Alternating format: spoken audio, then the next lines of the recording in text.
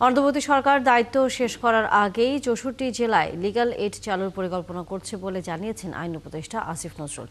মহানগর দায়রা জজ আদালতে পারিবারিক আদালতের উদ্বোধনে তিনি আরও কথা বলেন। লিগ্যাল এইডে ৩ জন আইনজীবী কাজ করলে ৫ বছরে মামলার জট ৫০% কমে আসবে।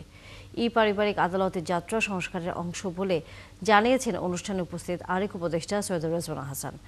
এ সময় প্রধান উপদেষ্টার বিশেষ সহকারী ফয়েজ আহমেদ তৈয়বও এ বিষয়ে কথা বলেন। মাধ্যমে আসলে আমরা এই সেবাগুলোর সাথে সংশ্লিষ্ট যারা পেশাজীবী আছেন তাদের সবাইকে আসলে এম্পাওয়ার করছি।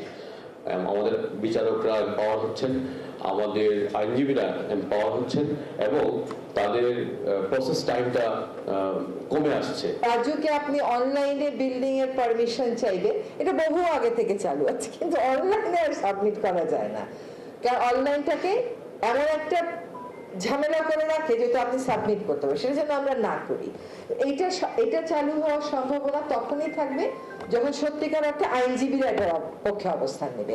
আইনজীবীরা যদি বলে যে আমরা এটা চালু করেই ছাড়বো এবং সার্ভার ডাউনটাউন এসব কথা শুনবো না, তাহলেই কিন্তু এটা সত্যি সত্যি চালু হয়ে যাবে। কিন্তু অনলাইনে সরকারি যারা সাক্ষ্য আছে তাদের সাক্ষ্য দেওয়ার ব্যবস্থা করেছি।